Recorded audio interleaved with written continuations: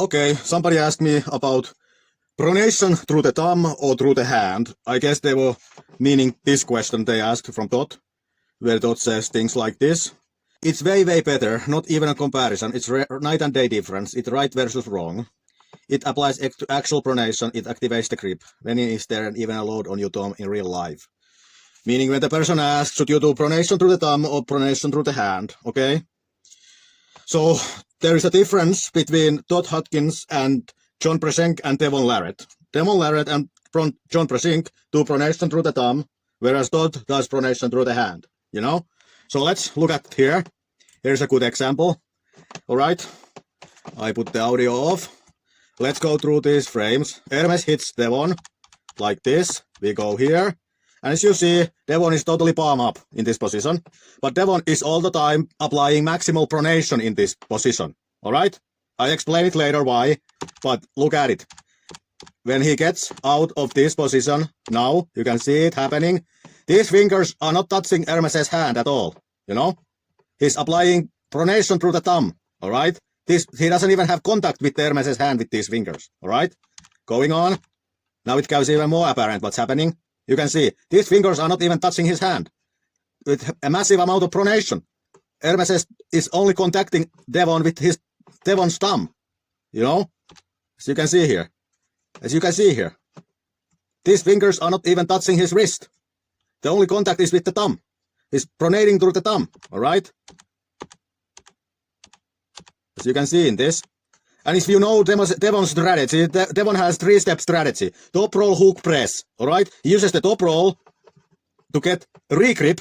And when he gets the grip, he hooks. Because now the hook is in a higher point on the hand through the grip. And then he uses the hook to get into a press. And then he holds the press to bleed the person out. Alright? So now, here he does the grip. And note that only contact is with the thumb. He's pronating through the thumb. Alright? Now he does the grip in this. Look at his fingers. Fingers coming up. Going back. Fingers coming up. Re-gripping. And there. And now, Devon has re-gripped. He has finished the first stage of his strategy, which is what to win the top roll to get the re-grip. Re-grip allows him to get the superior position for the hand now that he can hook. Alright? So he has now better hand position for the hook, so he can hook. He will win the hook battle easier due to this superior hand position. And the hook is not used to win. Hook is only used to get to the press. Alright? And now he is supremely confident because, as you can see, you know, he has superior hand control. Now he is very comfortable hooking Hermes. Alright? Let's watch what now happens. Yes. More gripping. Even better. Yes. And then, he is now hooking him. Yes, if Devon is hooking you, then he has already won. Alright? Now we go back to the, you see, hook failed, he went back to the top rolling. Alright? So it's kind of like a continuing. Top roll until you can grip and then hook. And if you lose the hook, you go back to top rolling. And then you do this back and forth. And then when you win the hook war, you go to the press. Like this is his over-the-top strategy. And there you can see, again, fingers now not even touching. The thumb is only contact point. And then he grips higher with the fingers. But flip happened. But had not the flip happened, he would have hooked him and then went to the press. Alright, that's what's happening with the Devon. So he pronates to the thumb due to this reason. Then, I cannot find the video, but there was a John Brzenk and Eric Wolf video where Eric Wolf was showing these pronation exercises to John, and John didn't like them because he felt like they didn't do pronation through the thumb, you know? So they didn't feel natural to him.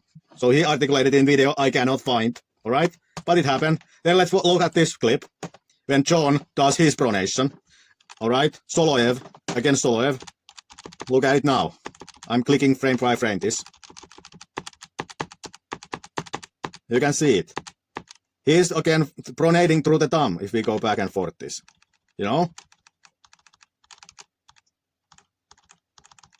Pronating through the thumb. You can see there is no contact at the bottom of the hand. It's all here, up here. Alright? So that's what he does also, pronation through the thumb. Then we go watch Todd Hodgins' things when he pronates. Like it's very different. Because Todd doesn't that much rely on wrist flexion, alright? Like the reason why Dot can pull without the hand, because he's pulling with the palm, you know, not the fingers, but the palm, which is possible because of the trap thing, you know, all right? So that's how you pull without the hand control, all right? And there he does his thing, all right? All right? So it's very different, all right? Let me explain. Remove this and let's go to my fantastic drawings. All right, so here is the opponent's arm. Here is your arm.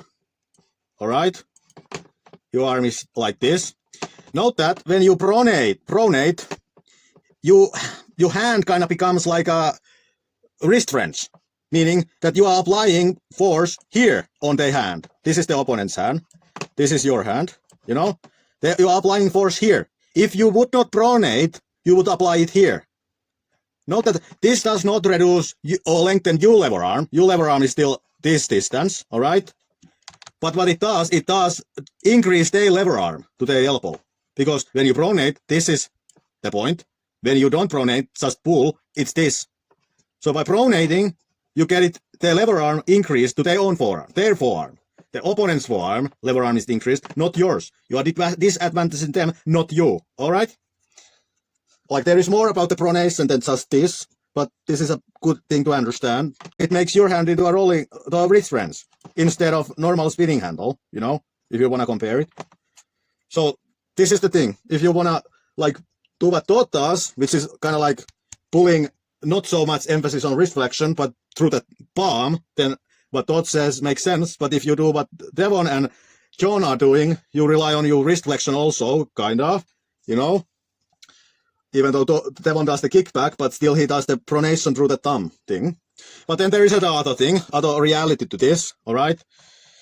Which is that, like, note that the pronation muscles, like if this is again your hand. I'm using here this high definition HD image of an arm. Note that the pronator sits kind of like here, you know, it crosses the elbow. And then you have the other pronator muscle here. But note that none of the pronation muscles crosses the wrist, you know. So the pronator muscles do not actually care what happens to the hand. You know, they just twist these bones, all right?